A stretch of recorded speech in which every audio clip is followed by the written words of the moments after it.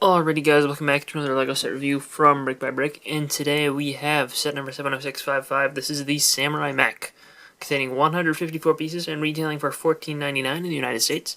This was released in winter, as in January 2019, as part of the Ninjago Legacy Wave.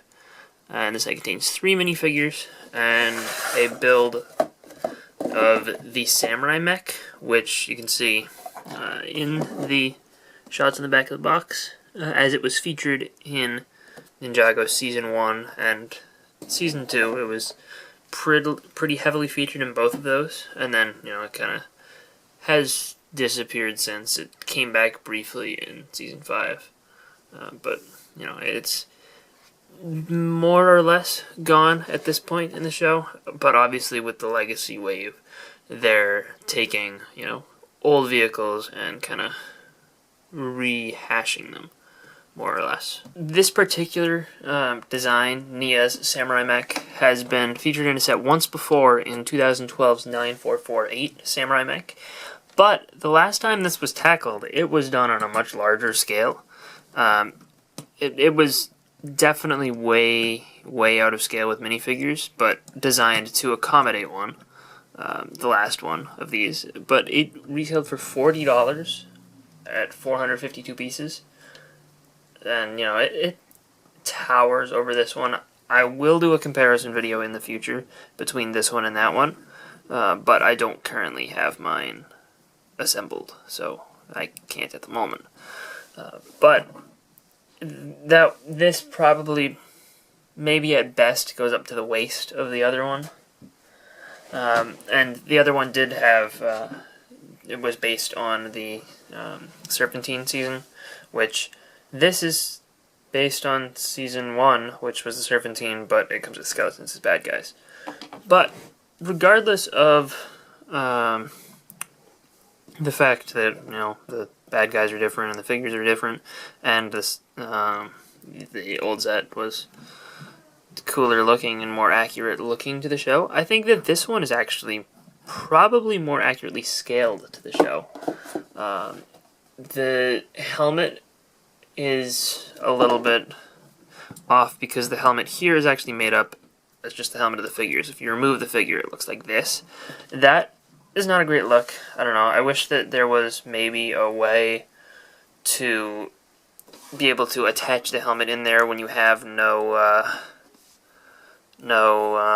figure inside, because I think that something like the ability to do that wouldn't be a terrible look. Yeah, I can't just get it to balance there unless I work some magic and push that inwards.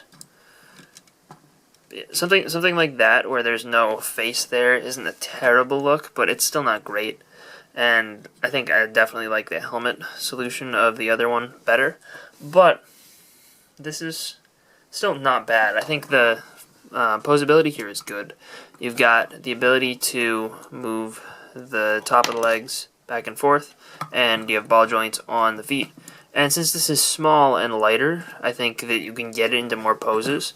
You can get a lunging kind of pose here, where we put the sword back together, and you're actually here to attack something. I guess it would look better if we had Nia inside. But yeah, something like that. That's a pretty good pose. You can use the toes as well if you wanted to. It's a little bit... no, I guess it's just a sturdy. You just have to get it into the right spot. But yeah, you can be on your toes. You can kind of stand on one leg. It's a little bit if you hit it, it will fall over after not too long. But you can get this balancing on one leg, and that's not something that would be possible with a much bigger design like the 2012 version. They do use a sticker on this slope piece here, and a sticker for the logo in the center, which that emblem comes out really well. I wish they were able to get the design of the spinner crown that they use on the original Samurai Mech, because I don't know, I just think that is a fantastic design on the old one. However, this is actually still not accurate to the show. In the show, the center section of the gold area is actually red, so I don't know why they just ignored that on both versions of the Samurai Mech. But you do have the small little flaps here, which were represented by like 4x6 the wedge or curved slope wedge things. So, you know, just another indicator of how much smaller this one is in scale. You can kind of see the figure around the side, which in the old version, they're basically completely closed in there, aside from a little tiny grate section that you can kind of see the eyes through. And then the arms, you got the nice shoulder joint there, and then the elbows are actually like real elbows, and they can they can do that, but they can mainly just move, or like they're not. You can't extend the arms outwards completely, I guess, is what I'm saying. So I guess maybe they're not actually like real elbows. They're kind of the opposite of real elbows. But you do also have the wrist joints. You can get some really good poses. Like, you'd think that this would limit you a little, but it actually, I don't know, I think it kind of makes the poses that you can get more forced into a dynamic look. It's harder to get like a robotic, bad look for this mech, I think. And you can move the sword all the way across the body. You can like block people with these two katanas, which you can also use those with the figure. And you have two stickers up here on the tops, as well as this little flag here, which there's actually a clip right at the top, just like there was in the Samurai Mech from the Samurai X Cave Chaos, which, you know, it had that little whole modular system. So if you removed these, I think you could probably clip on one of those attachments. Maybe I'll try that in a second. But you do have these stud shooters, which, you know, you can angle side to side, and you can just shoot them off like so. Pretty standard. But it's good to get a little bit of ability to shoot stuff here, a little bit of firepower, and this just does have a sticker on both sides. But yeah, I don't know, I think that for its size, also the back isn't super impressive looking, but it's not ugly, but I think for its size that this is a pretty good little model. Also, I guess you could see those as jetpacks, which the old one did have a little bit of a jetpack, if I recall correctly. But yeah, for its size, I think that this has a lot of good play value here. However, my personal favorite feature of the whole set is really not related to the set. The Samurai X Cave is what you see before you, and this mech here is the mech that was included as part of the Samurai X Cave Chaos.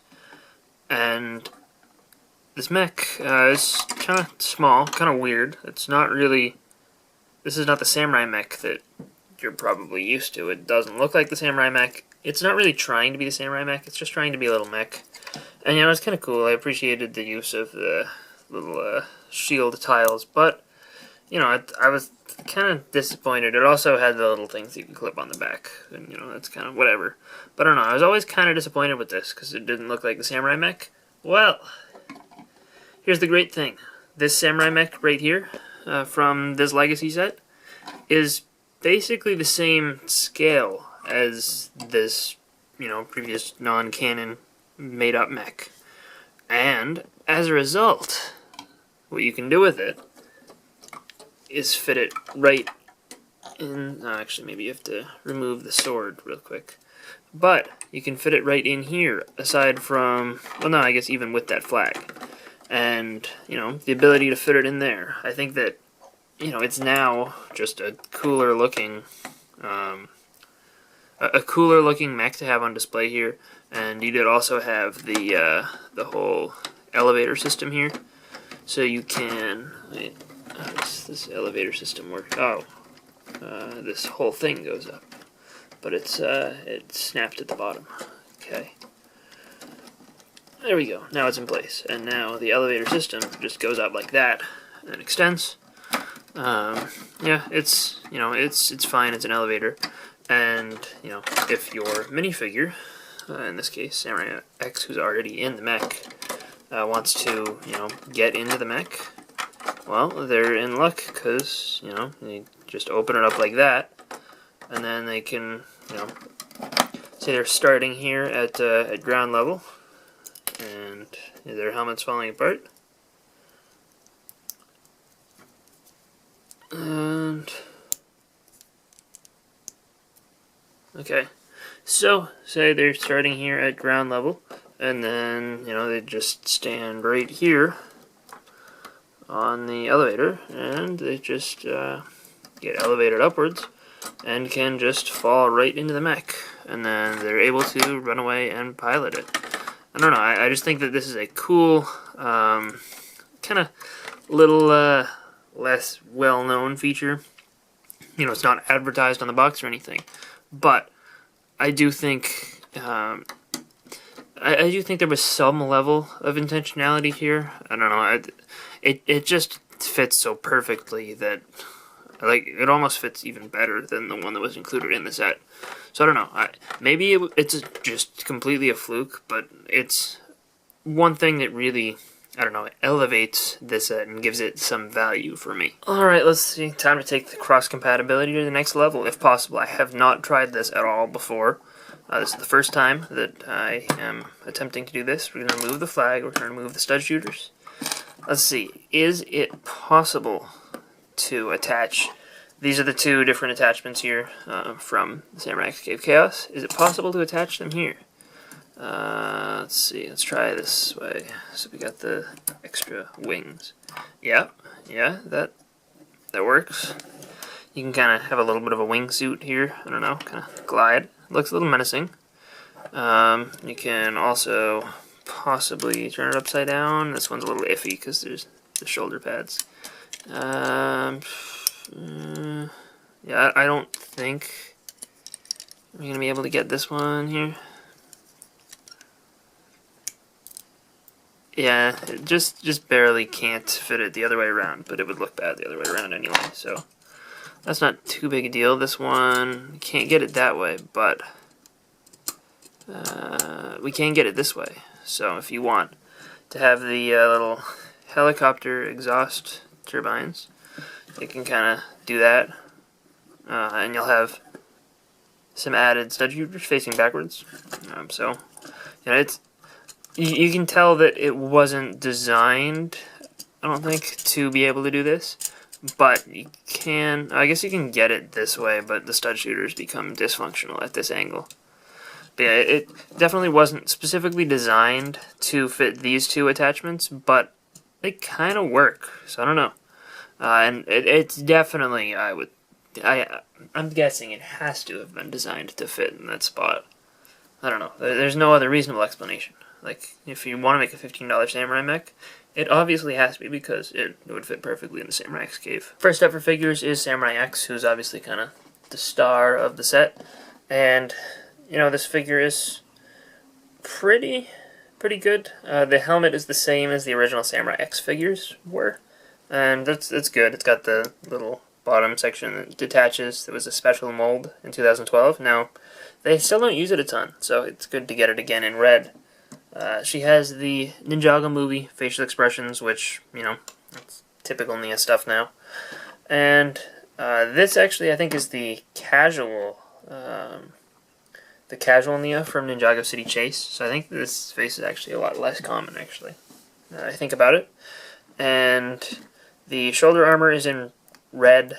I believe this was, unless it was in dark red. Oh, it was in dark red in the Samurai X Cave Chaos. Maybe it's new in this color red? I feel like it must be somewhere else, but I don't know, possibly new. I can't recall off the top of my head. And I actually really like the torso printing underneath. This looks a lot like it did back in Season 1. So I don't know. The torso, I think, is really good here. And the back printing of the torso is pretty good. Obviously, the shoulder armor in the show was, I believe it was dark, well, the original figures was dark bluish gray. I think it was dark bluish gray in the show, but I think it had more of a design on it than was represented in the original minifigure. And the leg printing on here is pretty good, with some nice metallic designs on there. And then the other two figures, the bad guys in the set, are the skeletons, Cruncha and Knuckle. And both of these figures are a little weird. They have the regular traditional skeleton legs instead of the more interesting and better looking ones that were introduced for the Ninjago 2011 skeletons that had the boots molded together with the rest of the pieces. You get a bow and axe for Knuckle, which is kind of cool, and decent sword for Cruncha. The figures are a little weird in the fact that they have these newer skeleton head molds which are designed to be able to fit regular minifigure accessories. So instead of getting a specially molded head with spikes going down the back for Knuckle, we get a mohawk in tan, which I think, to be fair, is a new color for the mohawk, but it's still not super convincing. And his face print is exclusive to the set. The body print for him appears in the Monastery set, the $80 Legacy one, on the Whiplash figure, I believe. The shoulder armor piece, I think, is newer. I think it was introduced for this set. Maybe I'm wrong, but I think it was. And then we have a little bit of printing on Cruncha, and it's red this time.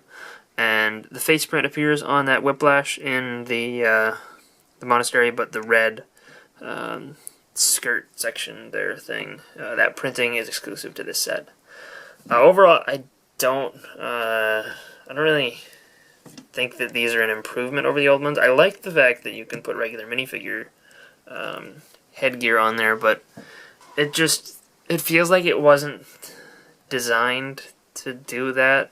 I don't know, maybe if they designed the original ones in order to, be able to actually be like this and have detachable headgear. Maybe if they designed those like that originally, I wouldn't be so weirded out by these, but I don't know, these are a little strange.